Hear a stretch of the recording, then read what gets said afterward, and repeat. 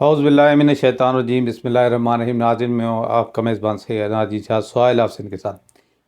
ناظرین، اس وقت جو زیر بحث بات ہے، جو سب کی زبانوں پر ہے، جو سوشل میڈیا پر چیزیں دھوم مچا چکی ہے،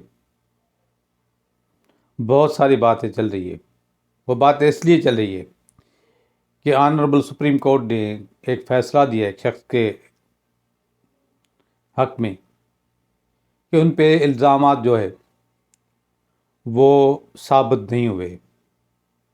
دوسری طرف ملک کے تمام بڑے علماؤں نے کہا ہے کہ یہ چیز جو قادیانی ہے، ان کے مذہب کو فروغ دینے کے لیے یا ان کو اپنی مذہب کی تبلیغ کرنے کے لیے جیسے کہ ایک اجازت مل گئی ہے۔ حالانکہ 1973 کے آئین میں یہ واضح لکھا گیا ہے کہ قادیانی جو ہے وہ اذان نہیں دے سکیں گے، وہ اپنے جو مذہب کی ہے وہ تبلیغ نہیں کر سکیں گے، یا وہ اپنے طرز پر کتاب الہی میں یا اپنی کتاب میں دوسری چیزیں ایڈ کر کے یا ان چیزوں کو بڑھا کر بتانے کے اس ملک میں حامل نہیں ہوتے ہوں گے۔ اس بات پر جمعیت علماء اسلام کے مولانا فضل الرحمان نے تو باضابطہ ملک میں احتجاجی تحریک کا پیغام دے دیا ہے، پر اس بات پر سبھی مفکرین جو ہے اور جو علماء ہے ان کا یہ کہنا ہے کہ یہ فیصلہ جو ہے وہ درست نہیں ہے۔ یہ فیصلہ اسلام کے روح کے مطابق نہیں ہے اور نہ تو آئین کے روح کے مطابق ہے۔ اب فیصلہ میں نے صحیح طریقے سے اگر نہیں پڑھا، مگر جو میں اس سے چیزیں سمرائز کر سکتا تھا وہ میں نے سمرائز کر کے بتائی۔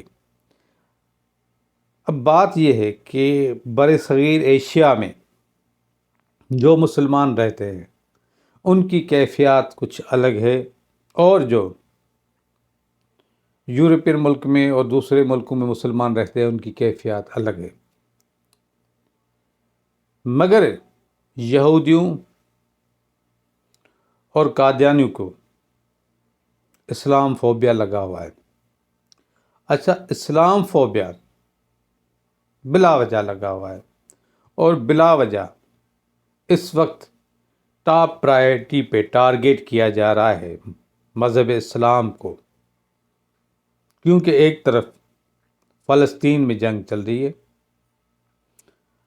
تو دوسری طرف پاکستان کے سیاستدانوں نے جو پاکستان کا بیڑا غرق کیا ہے، جو پاکستان کی تاریخ کی بدترین الیکشنز ہوئی ہیں،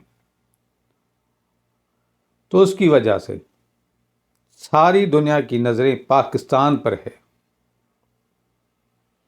اور سارے جو انڈیا کے چینل ہے وہ پاکستان کی چھوٹی سی چھوٹی بات کو لے کر 2 گھنٹے کے پروگرام کرنے لگ گئے ہیں۔ ان کو ہمدردی عمران خان سے نہیں ہے، ان کو ہمدردی مسلمانوں سے نہیں ہے، ان کو ہمدردی صرف اس بات سے ہے کہ پاکستان کس طرح تباہ اور برباد ہو۔ اللہ نہیں کرے کیا کہ پاکستان پہ ایسی نوبت آئے گی۔ اس بر صغیر ایشیا میں جتنے بھی مسلمان رہتے ہیں، وہ چاہے شیعہ ہو، سنی ہو، دیوبندی ہو، اہل حدیث ہو، تو اللہ کی وحدانیت کو ماننے والے ہیں، اور بے شک اور حضور اکرم صلی اللہ علیہ وآلہ وسلم کو اپنا آخری پیغمبر مانتے ہیں، اور حضور کی آل پہ درود پڑھتے ہیں۔ اور ان 3 حروف پر کوئی بھی لفظ مسلمان سے برداشت نہیں ہوتا۔ ایک ہیومن سائیکی ہوتی ہے،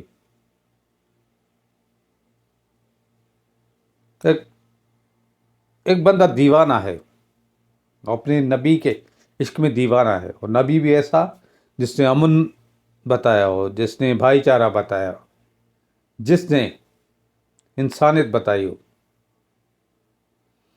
جس نے برداشت بتائی ہو، اس کے خشوع اور خضوع کی وجہ سے جو فضا بلند ہے، اس وجہ سے مسلمان جو ہے حساس تو ہوگا اس معاملے میں۔ یا نبی کی آل نے جو قربانیاں دی ہے،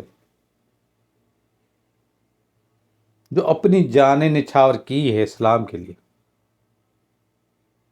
تو یہ تو ظاہری بات ہے، اس پہ تو مسلمان جو ہے وہ سینسیٹیو ہوگا۔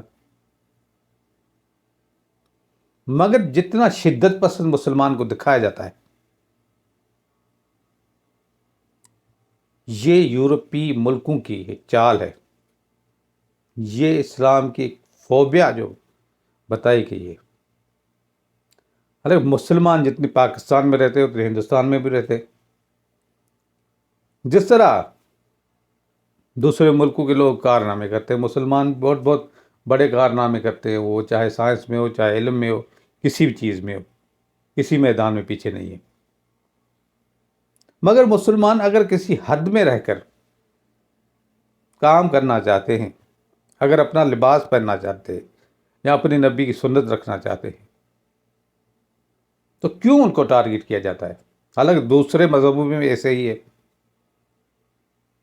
اگر کوئی چرچ کا پادری ہے تو اس کو فادر بولتے ہو، وہ اپنا لباس پہنتا ہے۔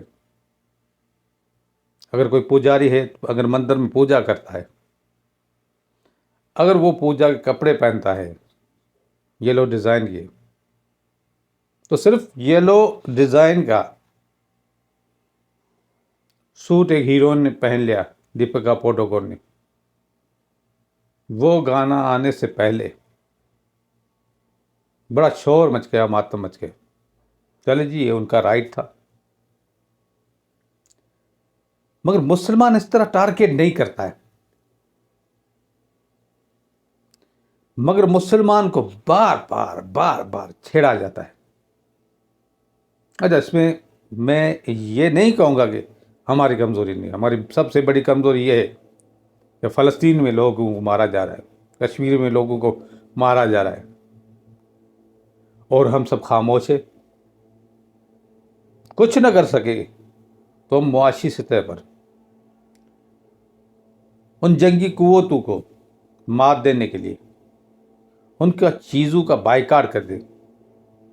حالانکہ ان چیزوں کا بائیکاٹ جو ہے یورپی ممالک میں زیادہ ہوا ہے، ان کو زیادہ نقصان پہنچا۔ ابھی آپ اشتہار دیکھ رہے ہوں گے، تو اس اشتہاروں میں اب سب پر ڈسکاؤنٹ آ رہے ہیں، ان کی سیل جو ہے وہ کم ہوئی ہے۔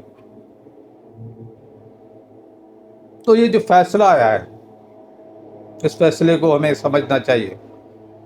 سمجھنے کے بعد پھر آنریبل ججز کو یہ التماس ہے کہ اس سے اور کوئی فائدہ لے جائے تو اس سے پھر نظر ثانی کی جائے۔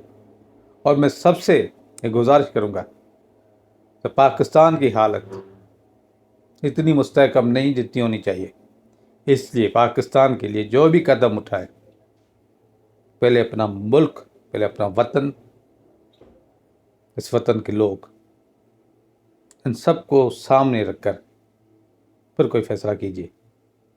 انہی جملوں کے ساتھ لوں گا اجازت، پھر ملیں گے کسی اور بھی لاگ میں، پھر ملیں گے۔ اللہ حافظ۔ پاکستان زندہ باد۔